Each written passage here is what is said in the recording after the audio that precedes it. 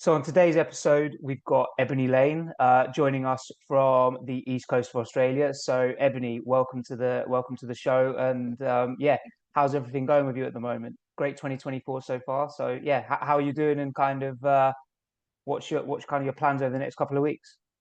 Yeah. Yeah. So it's been a big year for me. So we've already had our domestic season, which finished back in April. And then since then, we then went to the World Relay. So I was still able to continue most of my season without having a break between nationals and the World Relays. And now I'm going through a bit of a training block. So I've had about 4 weeks until my next race, which is the Oceania Championships in Fiji, and then from there I'll head over to Europe. Okay, yeah. So I mean, so it's a challenging. Or I always feel like I look at it for Southern Hemisphere athletes. It's quite a challenging season just because it can be so much longer. So when did you start racing this year? Were you racing I before started, Christmas or did you yeah, wait? so I started in January this year. Last year Right. I started back in like November, which was just such a Yeah. long season. So we really just made sure that we sort of started my season a little bit later this year, and we kind of just really mapped out the season really well. And so I didn't do every single race that was on the circuit. I just kind of picked and chose what ones that I wanted to do and which ones that I wanted to race super well at. So then I wasn't just like going into every race and trying to run as fast as possible. We kind of went with a bit of a game plan this year, which I feel like it really worked for me and my body. And I feel like that's probably what we'll have to keep on doing now that I'm doing like both the Australian season and the international season moving forward.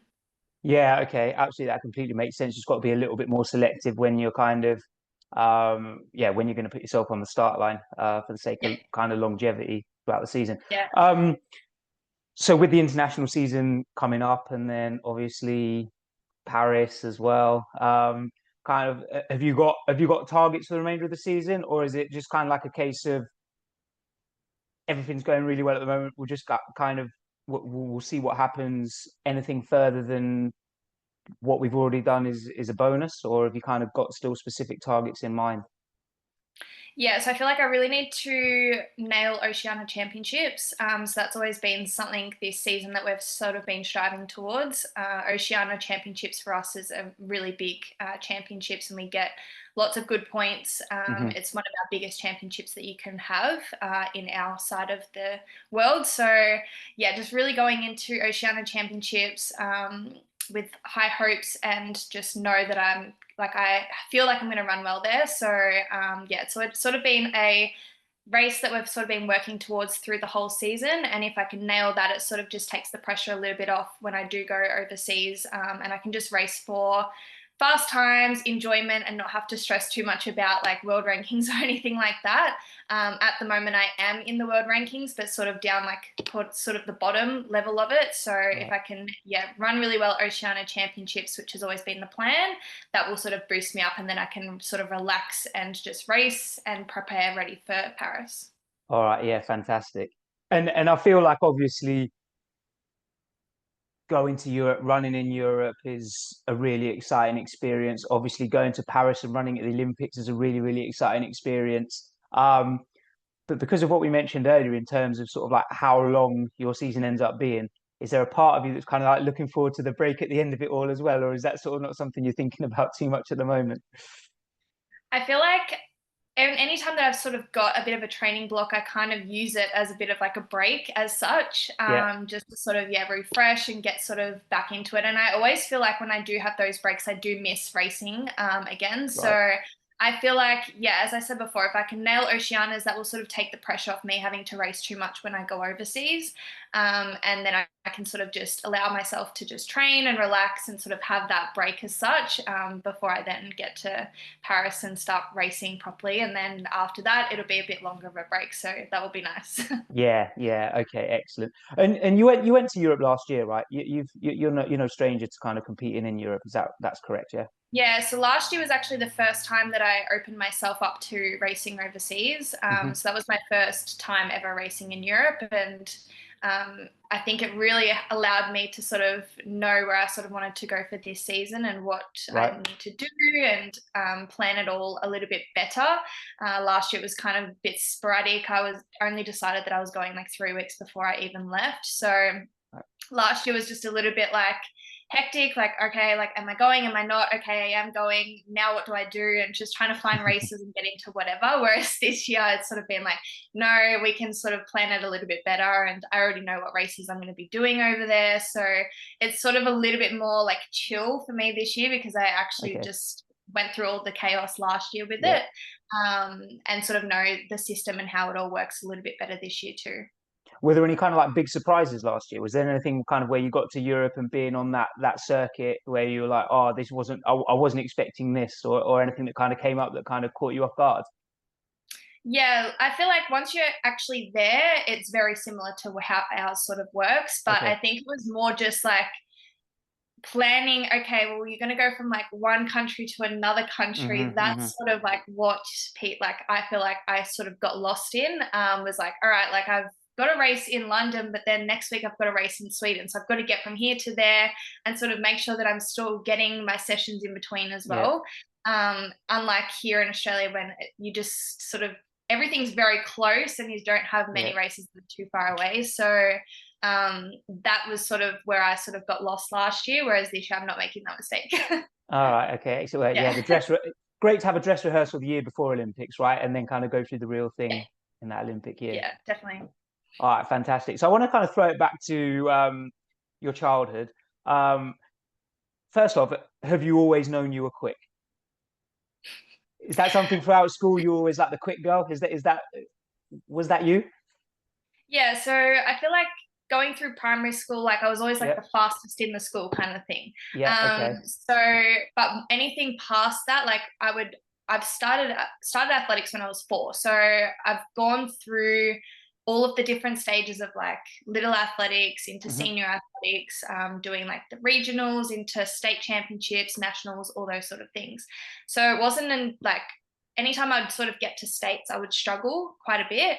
Right. So I was always like the fastest in my area, but then as soon as it got anything past that, I struggled a little bit, and I wasn't like the fastest or anything like that. Never made state finals. I Right. think my first state final was when I was like 17 years old. So to go from like starting at 4 to then not having like a state final until I was 17, like it's quite a long way to sort of continue in a sport without getting too much in return. Hmm. And I think my first nationals wasn't until I was 19 years old. So Wow. that Okay. was my first Australian championships was when I was 19. And again, yeah, I started back when I was 4. So it was a long journey. And I think I didn't really put too much pressure on myself. And I also did a lot of other sports, which sort of allowed me to not really care too much that I wasn't the fastest. Um, and it wasn't until I actually had an injury and tore my ACL that sort of took me away from all the other sports. And I had to really make a decision whether I wanted to just stick with athletics and that be the only sport that I do, or whether I got the surgery and allowed myself to continue on with the other sports. So that was when I was 19 years old. Went through that injury and then yeah, made my first nationals. So that's when I really decided, yeah, I'm going to give this a really good crack. I'm not going to get the surgery. And since then, I've just yeah been able to allow myself to really focus on the one thing and to Hmm. just get faster and build on that. Yeah, that's really interesting because I think like there's a lot sort of in the research in terms of sort of like the perils of early specialization and the fact that when kids are young doing a wide variety of activities, it kind of gives them, I guess the way I look at it is sort of like almost like a library of skills that they can call upon when they decide what they want to specialize on later on. So what kind of sports were you involved in whilst you were growing up then, in addition to athletics? Yeah. So netball was a big one. Right. So I made it to quite a high level in netball. And What position were then you? I was center and wing attack. Right. Okay. So you got to run around a lot of the court. Yeah, yeah, Yeah. yeah. I did a bit of dancing for quite a while, some tennis. I've also played Australian rules football. So like when Oh wow. Okay. yeah, yeah, yeah. So that's how I actually did my ACL, was playing that. Right. And then just through school, yeah, like cricket, all the different sports. So pretty much anything that I could get myself into. I think I even one year tried diving. Oh, really? Okay. Yeah. So anything I could get myself into doing and to get out of school as well, I did it. So yeah. Yeah, yeah, no, I can relate to that. I can relate to that feeling. Um, Yeah. so I feel, yeah, I mean, do you feel like that contributed to kind of your sort of like general athleticism? Like, I feel like, for example, with like the dancing, obviously flexibility is probably something that's quite important, and kind of an awareness of your limbs in space and time. Likewise with the diving, and core strength obviously kind of comes into, I say obviously, like I know much about diving, but I would imagine kind of core strength kind of comes into those sports. Do you feel like that kind of provided you with sort of like a nice sort of base in order from which to specialize from? Yeah, definitely. And even when I did do like little athletics, and moving into like a little bit the senior athletics, I was doing like long jump, triple jump as well. So Right. it wasn't always just like the 100 meters is the go. I was Hmm. doing, yeah, like all the other different sports. I think even one year I did do quite well, at like the regionals in high jump. So it Right. was just like little athletics was always a thing, but I wasn't specializing in, oh, I love the long distance, or I love the sprints, or I love the jumps. I kind of just did a bit of everything. Hmm. And especially during school with like cross country and all those sort of things, I always found myself still coming in the top three in cross country, as much as I hated it. But I think just athletics in general for me growing up was just like one sort of big umbrella. It wasn't Right. just like, okay, like I'm really Yeah. specializing in this, or I'm better at that. So that also helped with the other sports as well, was just, and I think why I lasted in athletics for so long was I was just like, well, if I'm not that good at the long distance this year, it doesn't matter because I've still got this. And it Yeah. just gave Okay. me a little bit more variety. Yeah. Yeah. I think, I mean, from what I recall, I did little athletics, and I'm going to give you a hint as to how old I am now, because I think it was back in 1992 that I was doing a bit of little athletics. Um, but I seem to remember that you turned up to the competition on the Saturday, and then you could literally go to whatever event you wanted. They were just like, right, now's long jump, and you just ran over to the long jump and you had a crack at that. So it was just, it really, the way it was set up, it really sort of invited people to try, the kids to try a variety of events. It wasn't like you had to enter a specific event a couple of, like there wasn't an entry deadline a few days before where you had to choose what event you were going to do. You just literally got Yeah. there, and then whatever event you wanted to do, rocked up and had a crack at it, right? Yeah. Yeah. Yeah, And yeah, it was good because you would have like little scorecards, and you would hmm, try and beat your like your PB from the weeks before. yeah, Um, they would always rotate the events as well. So you would go into like each week doing a different event than what you did the last week. So I feel like it just allows for, yeah, a little bit more fun and excitement being able to do all of the different events.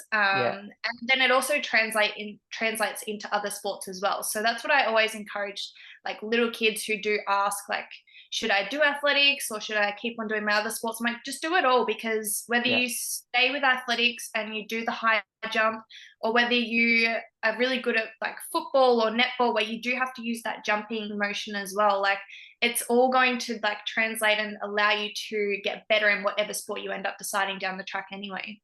yeah, absolutely. I can't think of many kind of team sports or invasion games where being able to run fast or jump high is a disadvantage. So like being able to Yeah, kind of develop exactly. the abilities. Yeah, Yeah. absolutely. So you kind of said that injury forced you to kind of like make a decision when you were 19 years old to kind of focus on athletics more. Would you say that sort of really kind of coincided with the time where you started taking sprinting seriously? I feel like it was definitely the start of it.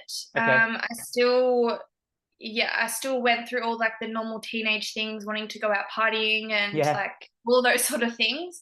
So that was sort of the first step, was to be like, all right, this is the only sport that I can sort of do. Right. So that then just isolated me just to sprinting in a straight line. I couldn't even do any of the other events. So Right.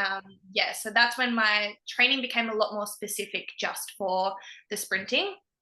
However, then when we went through our COVID lockdowns, when I was living in, like when I was in Melbourne, it was Hmm. really strict there. So we weren't able to go any further past 5 kilometers from our house. So Hmm. that was the definite pivotal moment for me to be like, okay, do I give this 100% a real good crack? Because I can't rely on my coach anymore. I can't rely on my squad, or a training time to rock up to every single week. It's all on me now. So that was sort of the second step into me being like, let's take this seriously and see where I can go with it, because I can't rely on anyone else but myself. So I either need to go 100% in or give it up. Right. Okay. And that's quite interesting because that kind of leads me on to the next question that I wanted to ask, because I was looking through your progressions on the World Athletics website, and I was going to say it seems like you had a breakthrough in 2021. So obviously that Yes. kind of comes off the back of what you were just talking about. Um, and then sort of maintain that level for a couple of seasons before kind of having arguably the season of your life this season, right? So sort of, I guess you've already answered in terms of the first question, like what happened in 2021, but I'm curious as to what happened sort of in 2024. Is there anything that you kind of prepared, or did you prepare in a different way 2024 that kind of led you to kind of step up again? Yeah. So I think because I did have like a massive drop in 2021. So before that, my PB over the 100 was 1180 and I dropped it down to 1139 in one season. So I think because of such a big drop, it then sort of forced me to have to learn how to go through injuries and niggles, which was sort of the last couple of seasons. So 2022, Hmm. 2023. I had a lot of like health issues, injuries, niggles, all those sort of things that I had to navigate, which I was quite lucky in terms of like I didn't really have to go through much of that stuff through my athletics journey before that. Hmm. But I think just going from one level to the next, like, and not really anything in between, it was just like it forced me to really have to go through those sort of phases. And this season was sort of allowed me to not do any of the stuff that I did the last two seasons to make sure that my body was in prime ready for this season. And I feel like because I've gotten myself back to being the healthiest version of myself, both physically and mentally, that's also allowed for me to sort of have that breakthrough season again this season and sort of maintain it over a long period of time as well. Okay, so like it's the consistency kind of from 2023 to 2024 that sort of might be the deciding factor. And sorry, just to kind of go over your point kind of previously, are you sort of saying that in terms of sort of the way I've interpreted it, and I might be wrong, was that kind of you're saying that kind of like the jump in performance, obviously kind of you're taking your body almost so far out of its comfort zone that it's almost like an occupational hazard that there's going to be some bumps in the road, sort of in terms of, sort of like say physical injuries, like little niggles and stuff like that. Is that kind of what you meant? Yeah, definitely. And I feel like once you sort of get to that level as well, you're starting to be invited to, yeah, like the Australian relay camps and Right. all of our continental tour meets and having an expectation on where you should be placing at nationals. So my Right. level of competition and training had to go up another level as well, which I feel like Yeah. my body wasn't quite ready for, Yeah. especially because I did have to go through like training myself during lockdown, which allowed me to go from that 1180 to the 1139, but I hadn't conditioned my body enough to be able to hold that over a long period of time either. So even though I did drop my time from one to the other and I still had a good amount of fast times, I couldn't really maintain it more than like three of those competitions before it Hmm. then sort of like took over and I was getting injuries and niggles and couldn't run at that level anymore. um, and even the last two seasons, I still had some fast times, but I wasn't able to maintain them longer than just like one or two races. Whereas this season, I've made sure that I've been able to, from start to finish, run a PB pretty much every single race. And I've been able to back up and keep my Hmm. body in really good condition throughout the whole season, which I haven't done before. Right. Okay. Yeah. I mean, that's great to hear. And I'm really curious. So I didn't put this in the scripted questions, but so like, so during lockdown, were you able to get on the track, or were you having to run on No, grass, no. or? So because we were only allowed 5 kilometers Yeah. from our house, the closest thing that I had was just like a dog park. So Right. I would have to, yeah, like get measuring tapes and cones, and pretty much the first 20 minutes of me getting to that oval, I would have to set up Yeah. sort of like a little track that I could use. And most of my training during that season, or that pre-season, was in just on the grass in a park. Um, and then all of my gym stuff, I had to set up a full gym in my garage as well, to be able to get the gym work in. So again, that was sort of just what was like, all right, you're just going to have to spend a lot of money as well as Yeah. dedication and hard work. So that was also a factor for me to be like, do I really want to do this or do I give it Right. up now?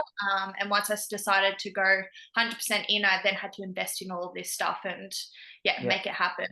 Yeah, Yeah. yeah, yeah. Okay. How often were you? How often would you go to the dog park and run? How many times a week were you doing that? So I was during preseason, I was running, yeah, like about 3 to 4 sessions a week on the track, and then 2 sessions in the gym, sometimes three. Okay, And I even invested in like a bike as well. So some right. sessions would be on a bike, just sort of depended. And then it wasn't until they sort of then made the restrictions a little bit more. So I Hmm. think it then ended up going to 10 kilometers, and then I was able to access the track in that Okay, time. However, we were only allowed to train with one other person. So it was right. still still pretty much all on my own once I could even get back onto the track. Yeah. But the access of facilities and stuff ended up being a little bit broader. But yeah, it was difficult and probably something that I hope I never have to go through again. But But I it's also do feel like it forced me to really just like knuckle in and really focus. Yeah, I mean, it must also kind of show you is like actually what can be, how much you can do with not a lot in terms of, I mean, like now it must feel like, I don't know, like a kid in a candy store. Like you can train wherever you want, whenever you want, with whoever you want. And like Yeah. you kind of go back to looking at what you were doing a few years ago, and yet you still were able to get those results with those restrictions. Yeah, yeah. And I feel like I've applied that with my own clients as well. I know we're going to touch on this a little bit later, Yeah. but me being a fitness coach, I've really applied this into like preaching to my clients that whether I program you something at home to do at home or whether I program you to do something in the gym, you're still going to get some really good results just as long as you're willing to put in that extra work and to actually do it if it is at your home or whether it is traveling and getting to a gym. Yeah. Well, let's touch on that now because, as you said, you're a fitness coach. You have private clients, and so how challenging is it? Do you find it like balancing both those aspects of your life? Yeah, so in October, I was able to launch my own online coaching business. Yeah. And I was already working in that online space for a couple of years before that for other companies and people. So last year, when I was in Europe, I was able to still work whilst I was also competing. So I found that sort of opened me up to being like, all right, this is really good. And this is like so flexible for me to be able to work and Hmm. work my hours around my racing and my training and even going overseas and having the different time differences and all those sort of things. It worked really well. So when Good. I came home, I was like, yeah, this is what I'm going to build on and what I'm going to do. So me and my business partner decided to launch it in October.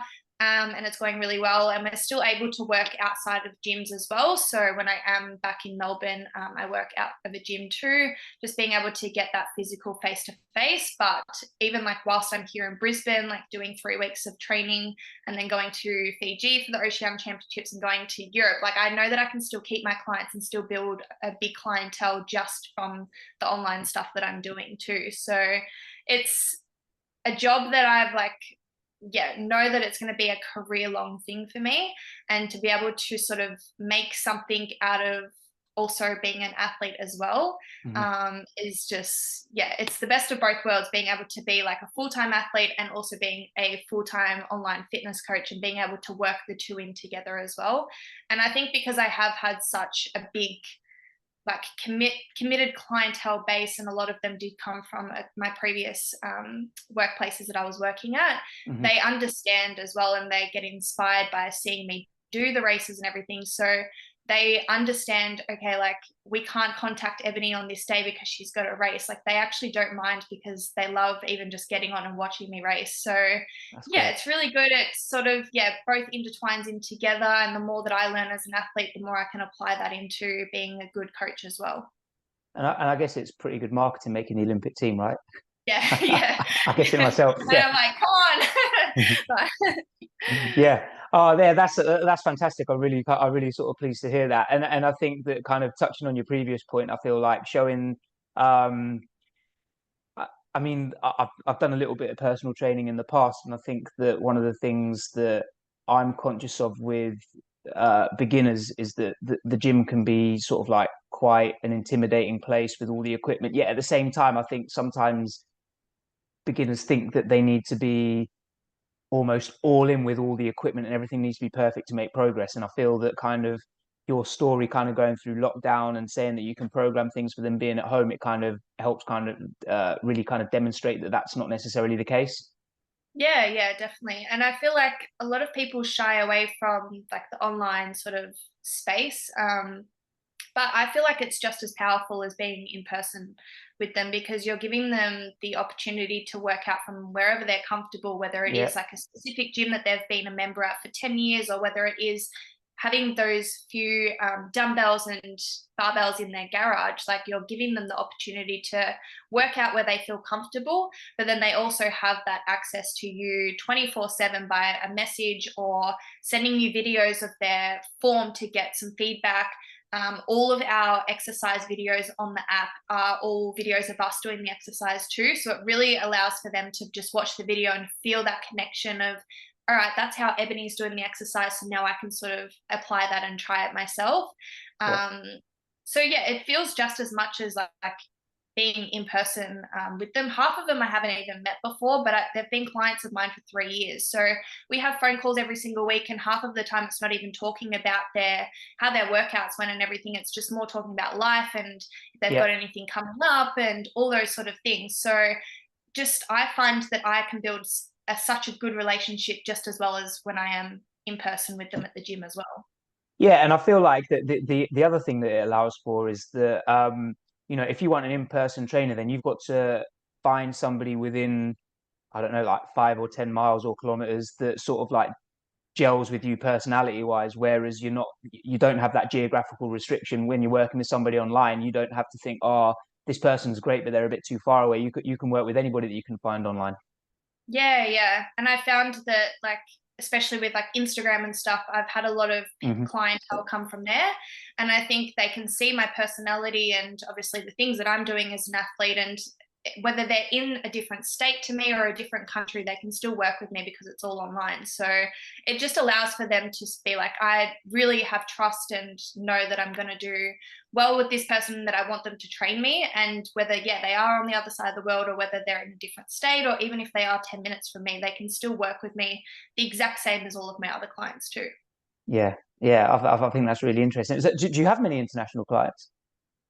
Yeah, I have had a few in the past, and yeah, I've got one at the moment, and yeah, it works really well. Like it's the time differences and stuff, you get used to it after a while, and you sort of just plan out when works. Yeah. And yeah, the same thing. The app, they can access the app at the exact same as people in Australia. They can see all the videos the same. They can send the videos the same.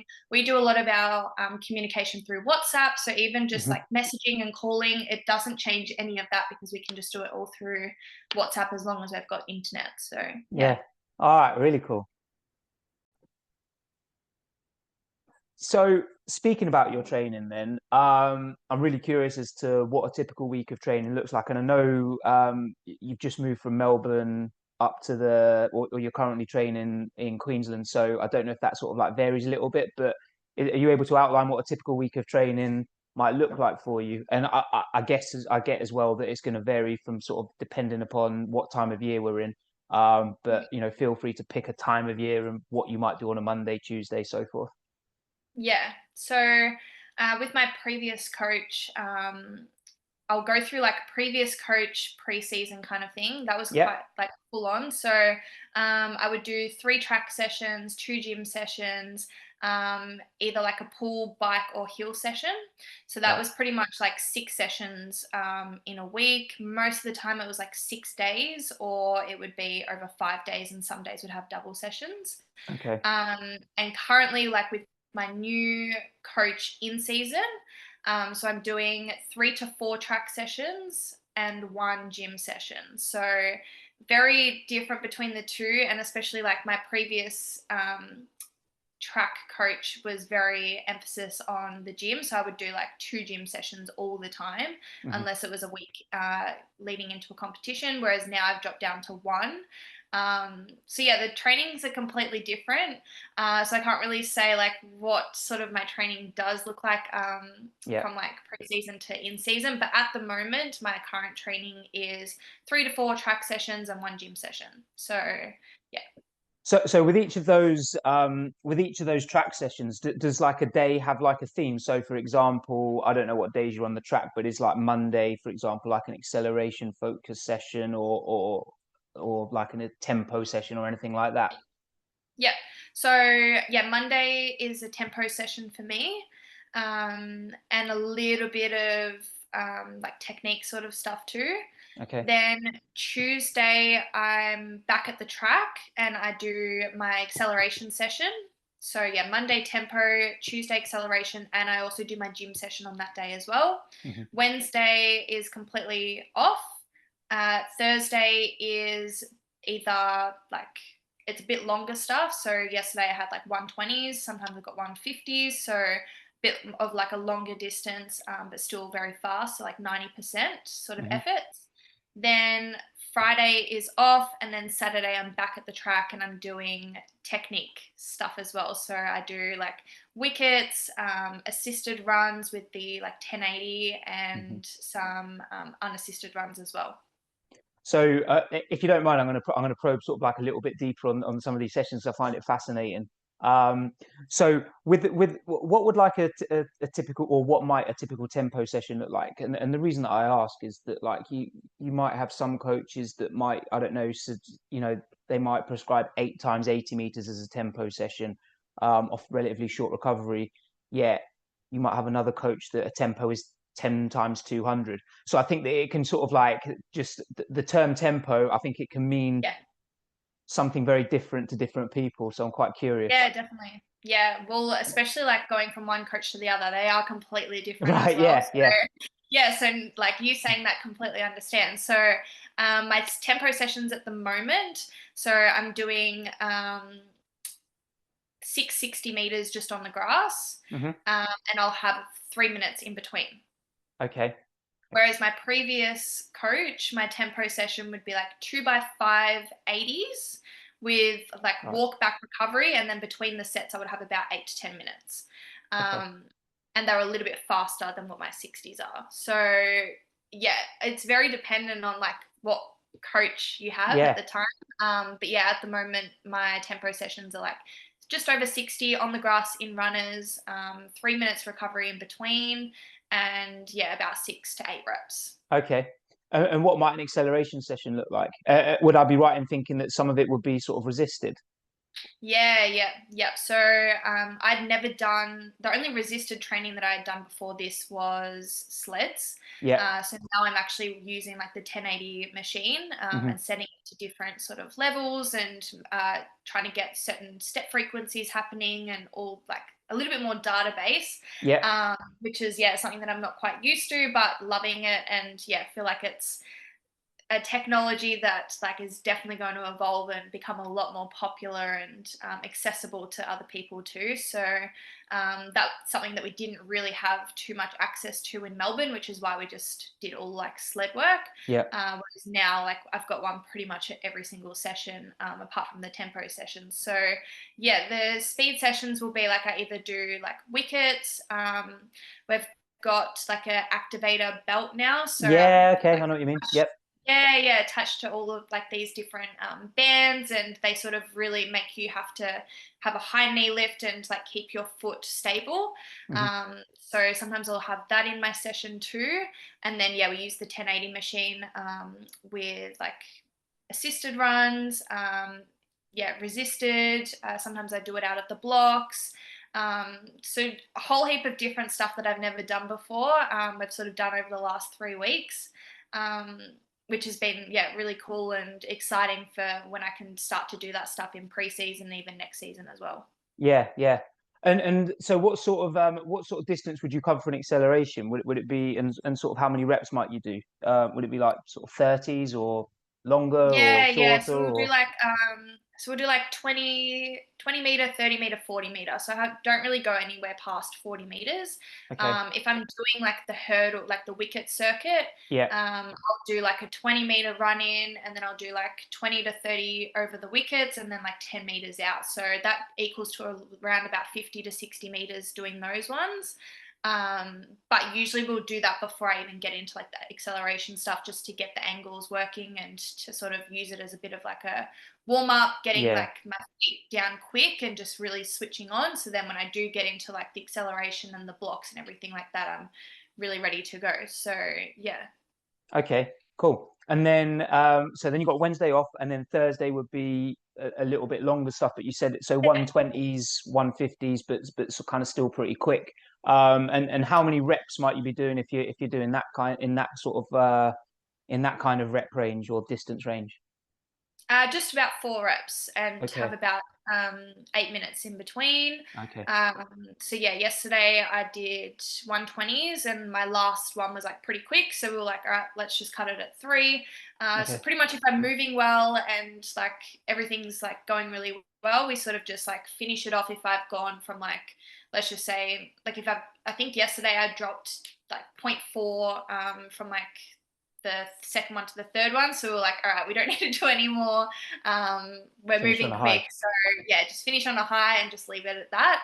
Um, so yeah, it just depends. But yeah, pretty much like four reps over those like longer distance, and just making sure that we're sort of hitting each one where we need to. And as soon as I sort of um, drop either like going too slow or too fast, that's when we sort of be like, all right, like that's enough for today.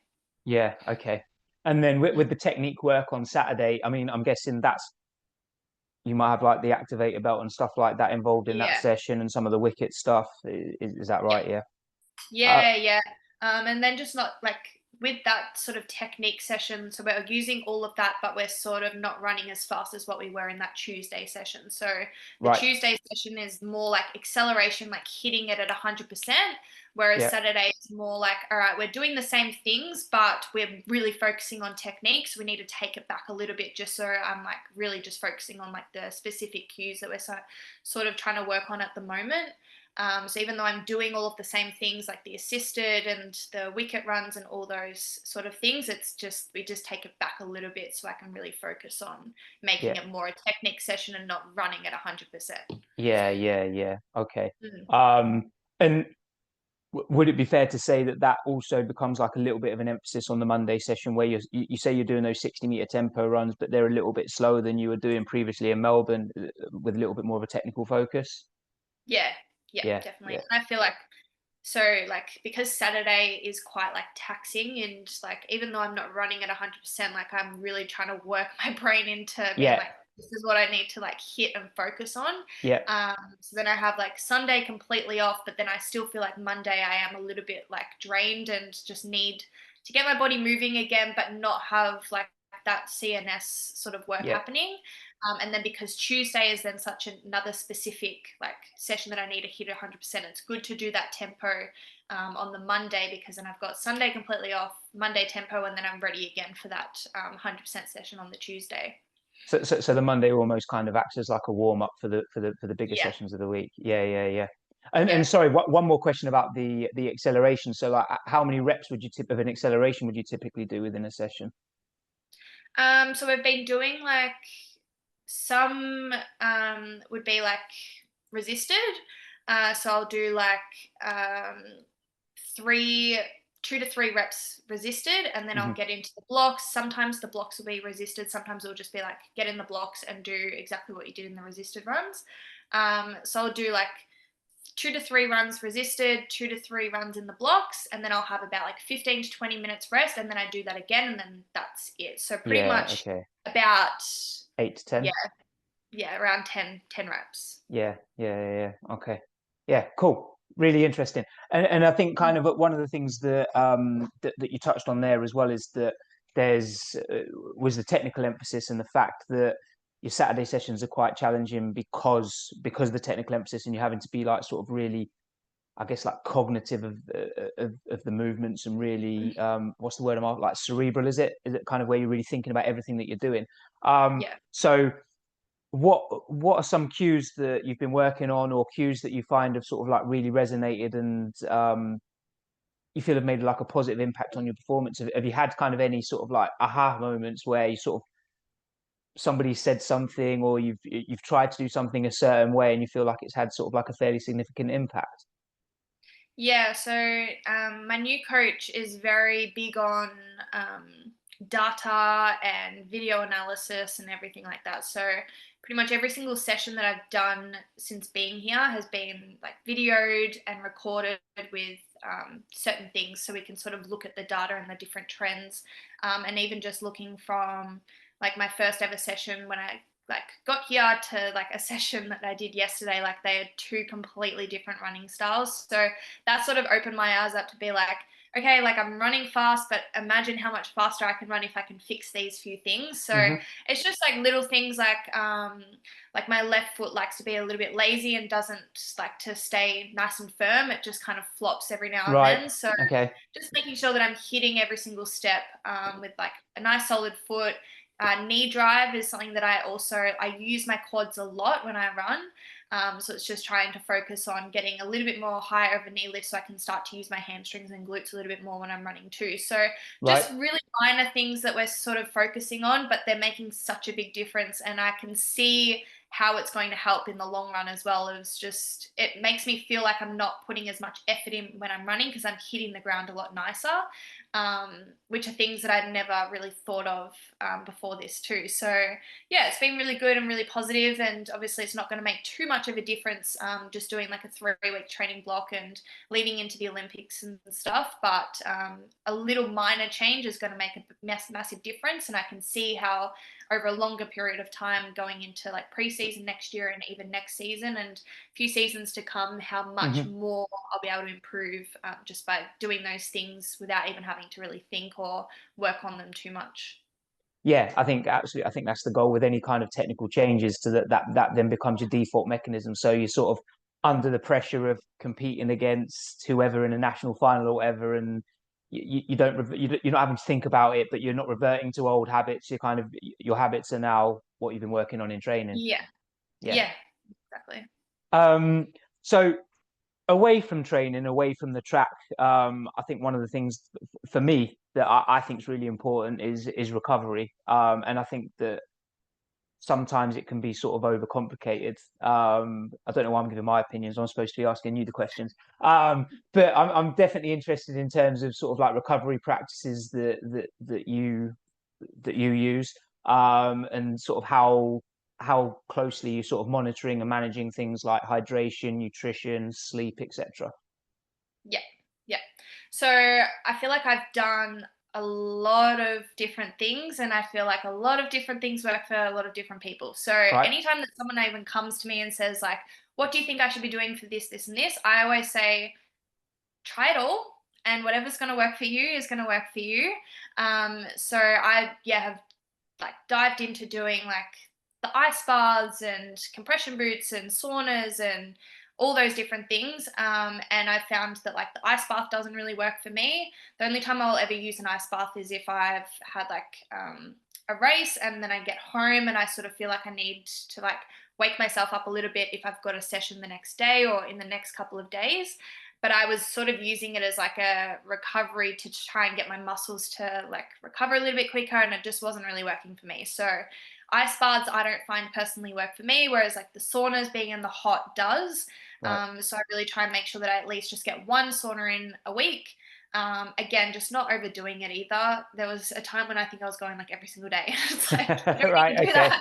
You don't need to do that. So every Yeah. Sunday is my recovery day. And I just listen to my body. Like some weeks I'll be like, I just need a 30-minute sauna. Sometimes I'll be like, oh, I need to do 30 minutes in the boots, 30 minutes in the sauna, and that's enough. And sometimes I will be like, all right, today I need an ice bath. I think last week my CNS was a bit cooked. So I was like, I'm just going to get in the ice bath for 3 minutes.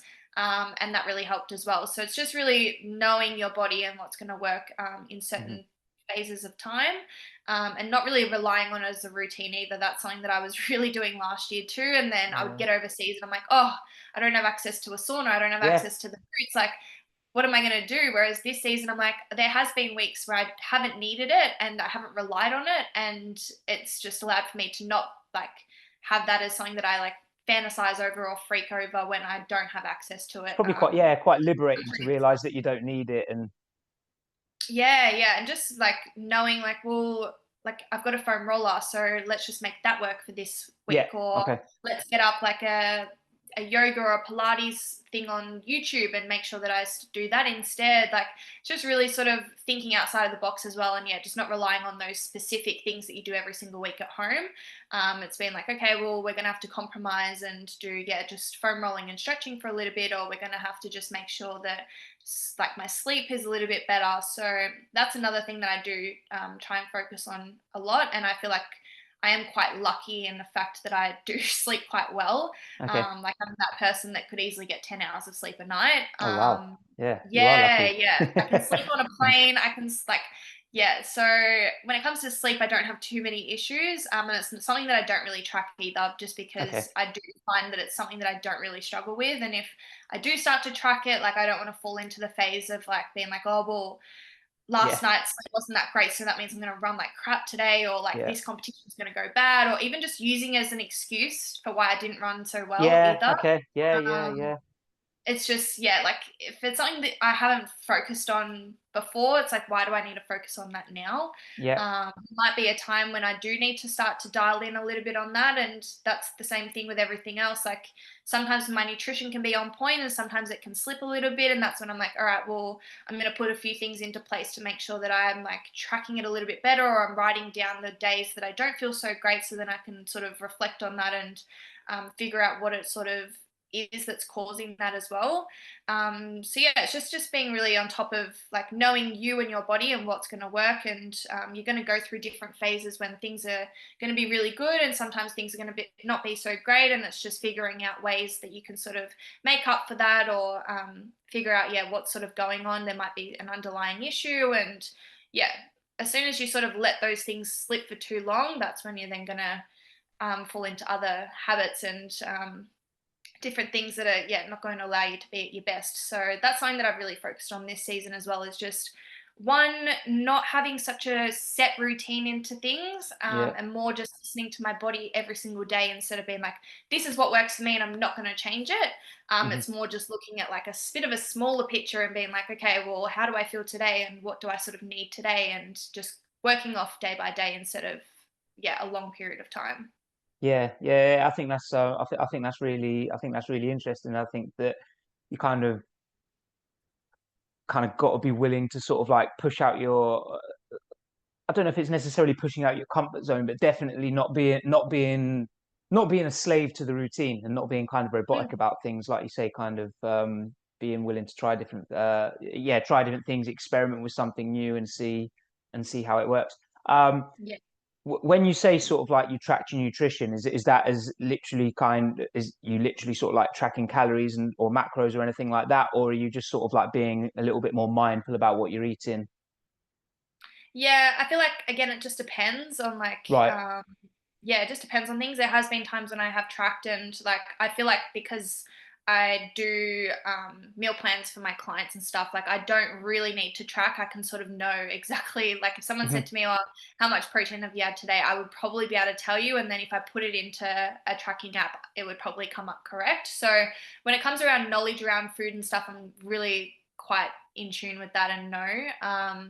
But there has been times when I'm like, no, nothing's working. I'm just going to have to track this week and see what's sort of happening. And then I'm then able to then take it to my like outer aspects of like my dietitian or whatever, and just like, this is what I'm having. And at least I've sort of like recorded it, and then they can take it further to if we need to. Or sometimes it might just be like, all right, we just need to like, I don't know, like the eggs in the morning is just not working for you anymore. So now we need to change it up, because that's another thing as well, is like things can come and go with your nutrition and how your Hmm. gut sort of responds to. So it could be just the smallest thing that you've always had for years and years that then all of a sudden your body doesn't want it anymore. So just being able to adapt and sort of, yeah, figure out the little things along the way. Yeah, okay. I think that's a really cool sort of concept that sort of like the tracking is almost sort of like a safety net in terms of like if things aren't working, then you can kind of go back to that um it- and use that to sort of like figure it out and I guess sort of like Yeah, and it doesn't realign and even need reset to be yourself like up. tracking the calories or anything like that. It could even just be writing in your notes, for breakfast I had this, lunch I Yeah, had this. yeah. Then at least you can sort of reflect on it and then be like, oh, hang on a minute, like that's something that I'm having that I wasn't having before, or this is like yeah, you can sort of allow for it to dive a little bit deeper, or you can then go to like, yeah, a higher up person and be like, this is what I'm having, and at least you've written it all down, Yeah, and it makes their life a lot easier too. yeah, no doubt, no doubt. Hmm. Um, so my last question, and I always say this is my fun question, but I think it's sort of, if you're a track geek, it's a fun question. Probably not for the majority of the population, Yeah. but so thinking about track sessions, do you have a favorite track session and do you have a least favorite track session?